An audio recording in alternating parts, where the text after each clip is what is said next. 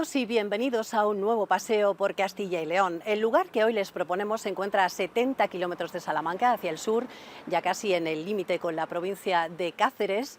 Es un lugar heredero de una rica tradición textil, es un lugar arropado por la imponente montaña y alargado y estrecho como el río Cuerpo de Hombre. Hablamos de la ciudad de Béjar, la ciudad textil.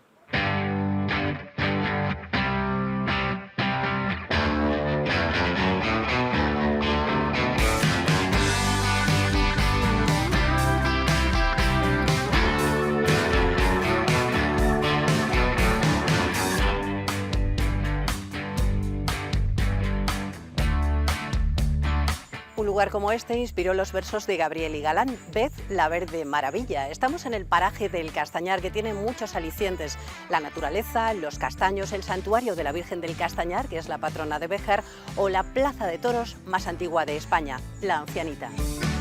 Las fábricas textiles eran el motor de la economía de esta ciudad. Hoy casi ya solo quedan vestigios del pasado, pero se puede recordar cómo era aquel rico patrimonio industrial y también aunarlo con el rico patrimonio natural gracias a esta ruta, la ruta de las fábricas textiles. Encuentros literarios, citas musicales, fiestas con la nobleza, todo ello en medio de juegos de agua y de un jardín cuidado hasta el último detalle. Así era la vida en la villa de recreo de los duques de Béjar.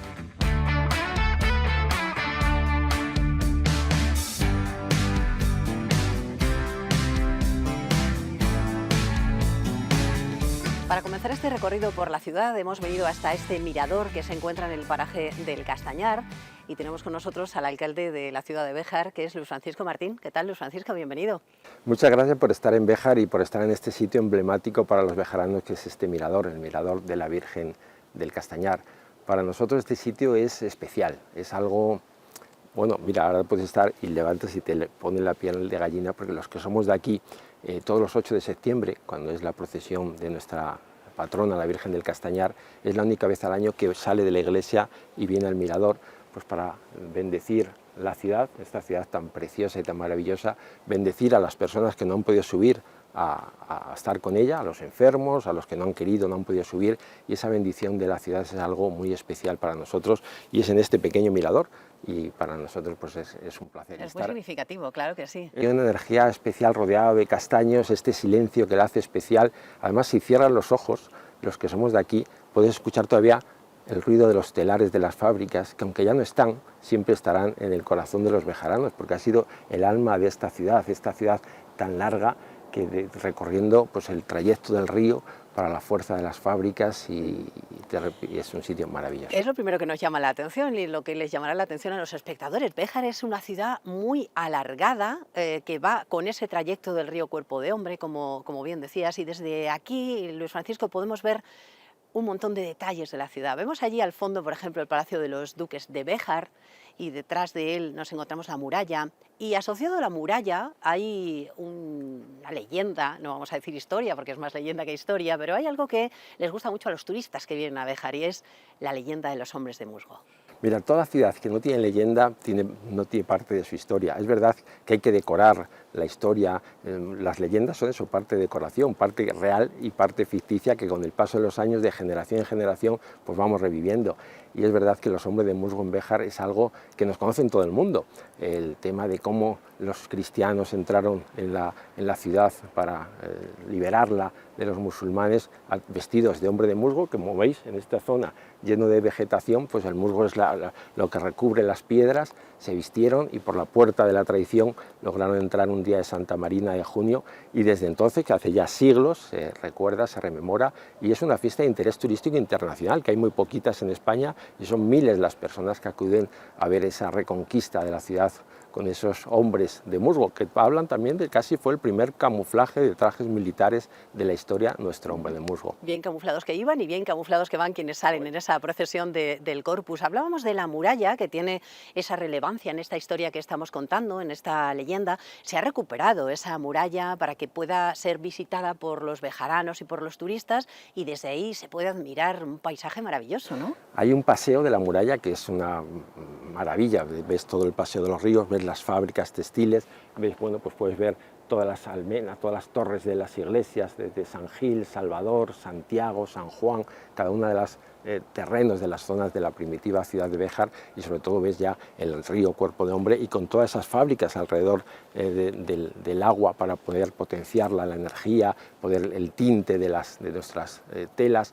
La verdad que es un sitio maravilloso el paseo por las murallas. Para cualquiera que nos vea desde cualquier punto en este momento, le podemos decir que en Béjar se va a encontrar naturaleza, por supuesto, se va a encontrar paisaje. Es un sitio ideal para hacer deporte. Aquí han salido grandes deportistas, sobre todo ciclistas, para hacer deporte cuesta arriba, que hay mucha cuesta, abierto a eso, ¿no? Al mundo del deporte y a atraer gente que quiere venir para ello. Bueno, verás que ya Gabriel Galán lo decía en uno de sus poemas, ves la verde maravilla de belleza y de frescura que puso Dios a la orilla del desierto de Castilla y el ideal de Extremadura. No es normal de una Castilla desértica, una Extremadura con un bosque mediterráneo, entrar aquí con un bosque tan poblado como el nuestro, con estas cuestas tan empinadas, una población pequeña, para nosotros es una ciudad muy grande, pero ha quedado grandes deportistas, sobre todo el ciclismo, Roberto Heras, Cubino, Moisés Dueña, en el atletismo Antonio Sánchez, Miguel Ángel Heras, son muchos los deportistas y pues debido a eso a la orografía, que no es fácil vivir en una ciudad con tantas cuestas, de ahí este trazado tan empinado desde la Antigua hasta la Guardia Civil, pues son cuestas muy importantes, subir a la Peña de la Cruz, subir hasta la Plaza de Toros, subir al santuario. Realmente los bejaranos tenemos unas piernas fornidas de andar por esta tierra tan maravillosa. Y como bien dices, quien se escapa un fin de semana para hacer rutas turísticas, rutas de senderismo, rutas de bicicleta, el paseo, la verdad que el atractivo deportivo, subir a la Covatilla, es impresionante, y luego también el aspecto cultural. Béjar es una ciudad cultural, turística, muy atractiva. Claro que sí, con un apartado literario muy importante, porque Béjar está asociada a las grandes obras de la literatura, ¿no? Mira, en el año 2005 recuerdo que fui el coordinador del Béjar Ciudad Cervantina, que fue pues una repercusión mundial. Porque hay que recordar que Miguel de Cervantes le dedica el libro al Duque de Béjar, es la primera ciudad que aparece en el libro traducido a más idiomas del mundo, y que lo abre, hay una dedicatoria dirigido al Duque de Béjar, que desde aquí pues vemos su casita, su palacete, el Palacio del Duque, que además, curiosamente, en línea recta, lo que es toda la calle Mayor, que son varios kilómetros, vamos hasta la finca del Renacimiento del Bosque, que era su finca de recreo. Y para nosotros un honor. Yo no sé si Miguel de Cervantes estuvo aquí o no estuvo aquí, pero para nosotros, igual que la leyenda del hombre de musgo, Miguel de Cervantes paseó por nuestra ciudad, dedicó el Quijote a la ciudad de Béjar en esa dedicatoria. Hicimos un trabajo muy importante de la ruta a la dedicatoria, unimos todos los municipios que aparecen, Duque de Béjar, Marqués de Gibraleón, Conde de Belalcácer, Bañares, todos esos municipios estamos unidos en homenaje a la obra universal del Quijote. Desde el mirador ascendemos unos metros para seguir explorando los lugares de interés. La Plaza de Toros del Castañar, la más antigua de España, de 1711, conserva buena parte de su irregular tendido. En ella se vive cada mes de julio el Festival Internacional de Blues con los mejores intérpretes del mundo y se celebran festejos taurinos en torno a la fiesta de la Virgen del Castañar el 8 de septiembre. La patrona recibe la visita de los viajeros en su santuario rodeado de castaños. Y ya descendiendo hacia el río, la Ruta de las Fábricas, un espacio con un patrimonio tangible y otro tan valioso o más que es el inmaterial. El profesor Javier Ramón Sánchez nos habla de ellos. El patrimonio material que podemos observar en esta ruta, que es donde se concentraron las grandes fábricas, sobre todo a partir del siglo XIX, aunque la industria textil en Béjar tiene tradición muy anterior, ¿no? Pues este patrimonio consta sobre todo de los edificios, que es lo que más se ven y que algún conocido historiador de aquí lo ha comparado con grandes barcos varados a la orilla del Cuerpo de Hombre, pero también hay otros elementos patrimoniales que son muy importantes, por ejemplo las chimeneas. Tenemos aquí cerca una que mide 52 metros de altura. Aparte de las chimeneas tenemos las pesqueras, que son las represas, que servían para embalsar el agua y llevarla a través de los canales, otro elemento patrimonial, hasta las fábricas, bien para mover las máquinas a través de las ruedas de cárcavo, ruedas hidráulicas y luego de las turbinas, o bien a través también para operaciones en húmedo, ¿no? Como era el lavado de la lana, como era la tintura, como era el batanado, etcétera, etcétera. Y también hay otros elementos patrimoniales interesantes como son los puentes de servicio que unían las dos riberas del río para pasar de una instalación fabril a otra o para pasar al camino. Y luego también están los tendederos de paños, que era donde se secaban y se fijaban las dimensiones de los paños antiguamente. Pero también están otros elementos como las sendas por las que descendían los trabajadores para venir a las fábricas y, por ejemplo, las barriadas obreras, de las cuales en Béjar hay dos ejemplos muy claros, que son el barrio de los Praos, obra de Francisco de Asís Cabrero, que fue un arquitecto importante, y la de la Antigua, que esa es diferente porque la primera fue construida por el gobierno en los años 40, mientras que estas la construyeron los empresarios de dos fábricas, que son la fábrica de García y Cascón y la fábrica de Gómez Rodulfo. Quienes vengan por aquí, habrá personas que quizá no tengan contacto ninguno con Béjar y que digan, bueno, al fin y al cabo estamos viendo ruinas, vestigios del pasado, pero esos vestigios, como bien dices, tienen un valor muy importante desde ese punto de vista de lo que es la construcción industrial y nos da una pista de lo que supuso para Béjar esta industria tan floreciente en su día, ¿verdad? Sí, yo creo que esta ruta de las fábricas textiles es un elemento diferencial en Castilla y León porque permite ver lo que fue la industria textil. Y tenemos que decir que todavía hay algunas fábricas en funcionamiento, en contra de lo que hay gente que se piensa que no, pero hay algunas en funcionamiento.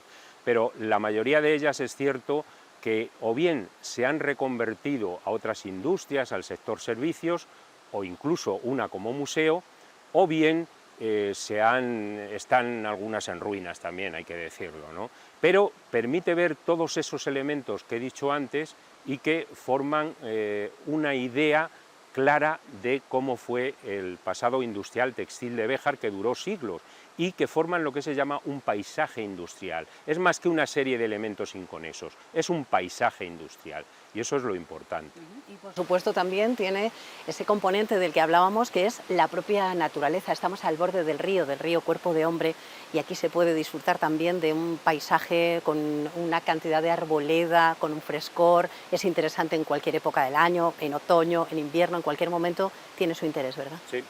La naturaleza, bueno, es obvio, la forman fundamentalmente en cuanto a árboles se refiere, pues alisos, chopos, fresnos principalmente, y luego pues hay algunos pájaros que son también típicos de los ríos, ¿no? Pero merece la pena verla sobre todo en primavera o en otoño, es cuando yo recomiendo.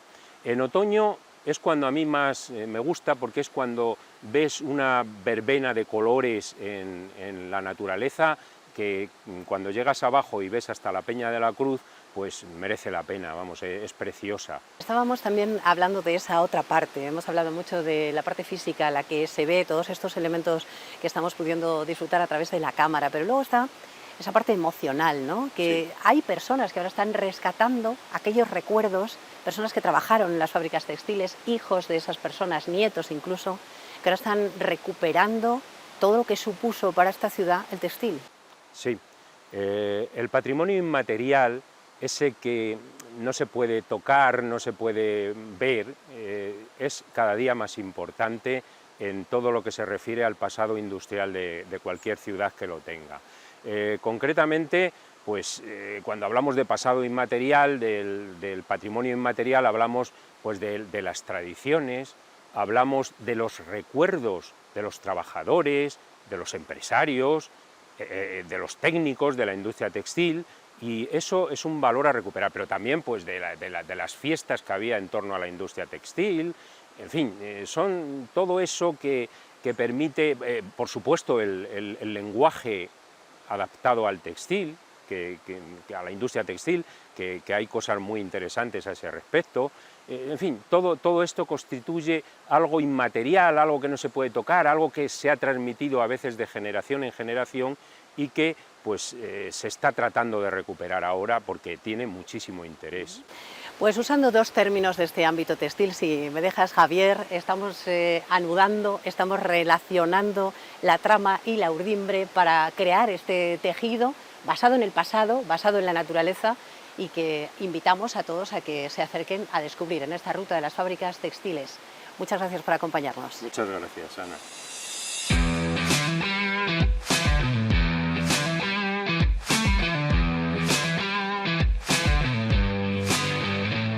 El El paseo por Béjar continúa. Observamos desde el mirador la ladera umbría, los viejos edificios industriales, el monte frondoso, las especies de árboles, el río siempre presente y nos encaminamos a otro lugar con encanto, la villa renacentista, el Bosque de Béjar.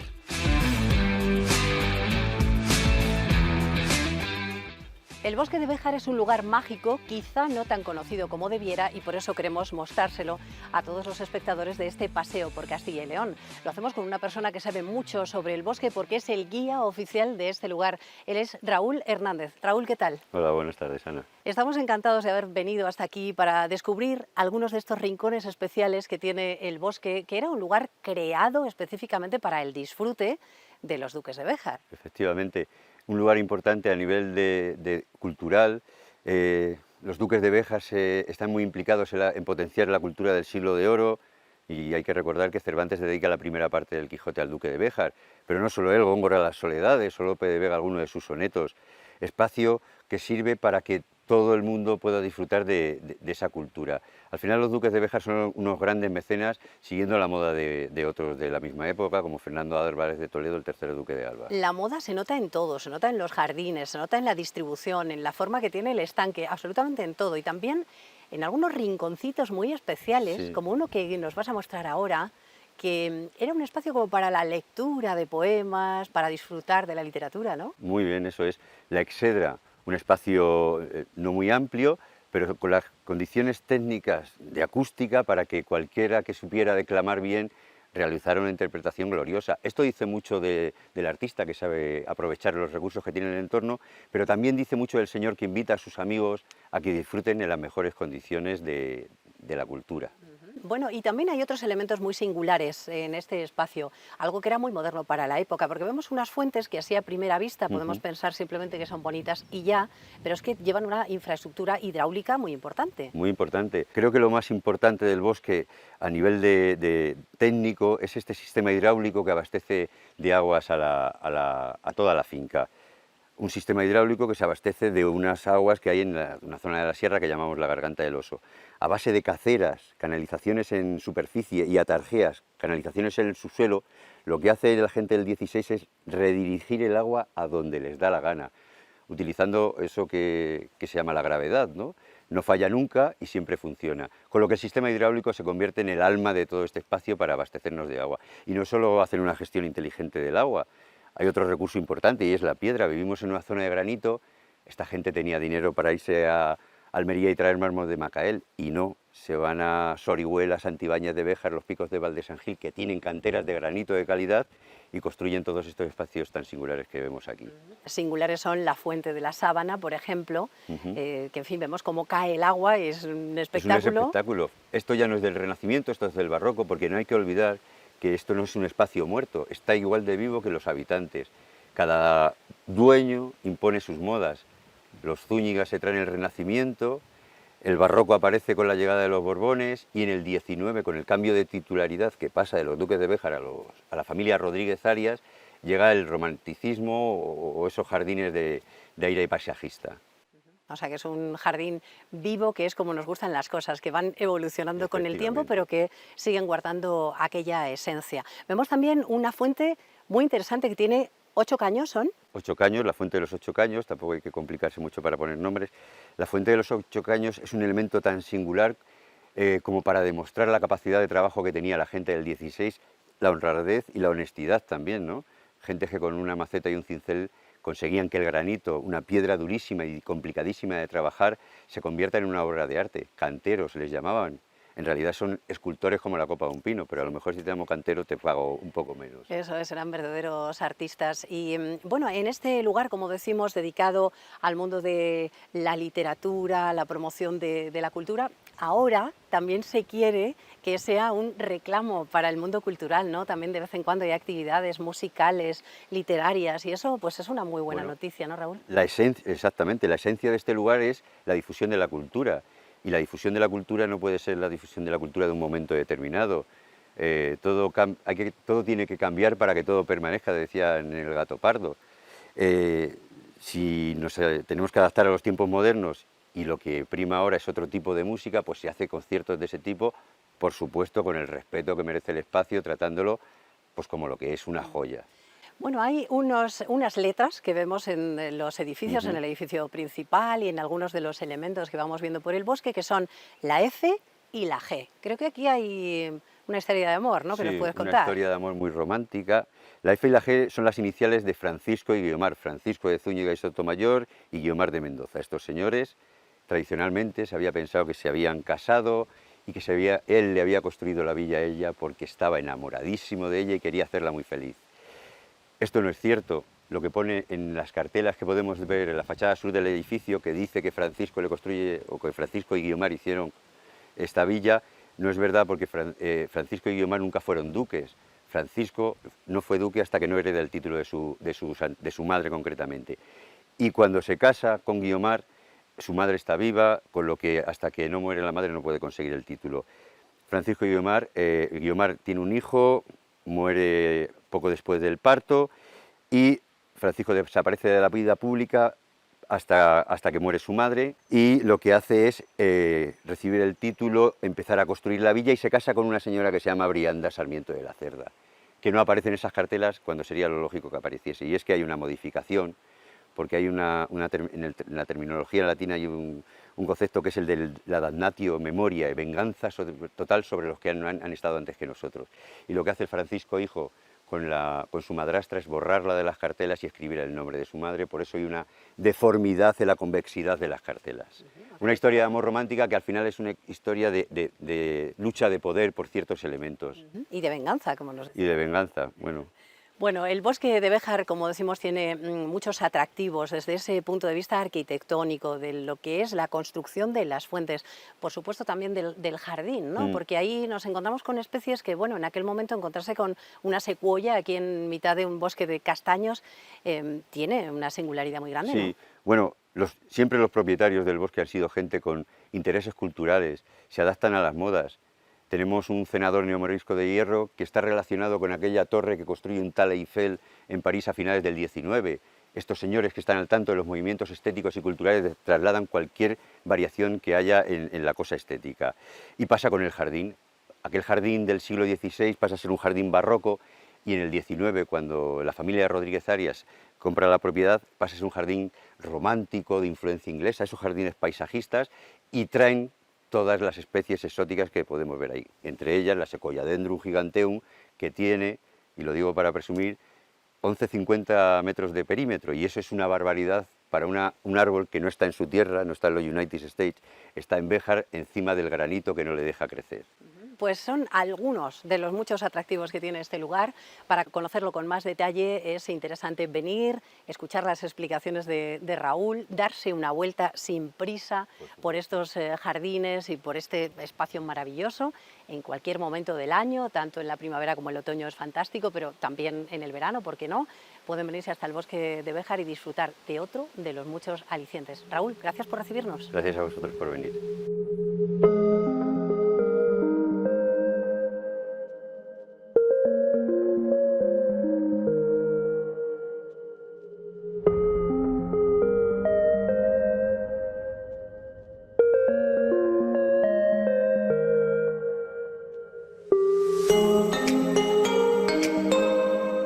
La ruta que hemos trazado está llena de historia y de naturaleza. Bosques, patrimonio material e inmaterial, tradición, belleza del paisaje. También podría ser otra, la del arte, con visitas a los museos como el de Mateo Hernández, escultor bejarano de la primera mitad del siglo XX, que residió en Francia y es reconocido internacionalmente como uno de los maestros de la talla directa. Y la caminata podría alargarse transitando por las calles del barrio antiguo o buscando el frescor del río Cuerpo de Hombre.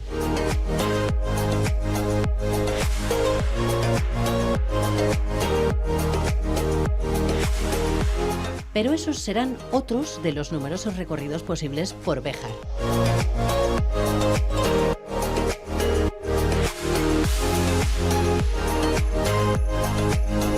De momento, hasta aquí nuestro paseo por Castilla y León. Hasta la próxima.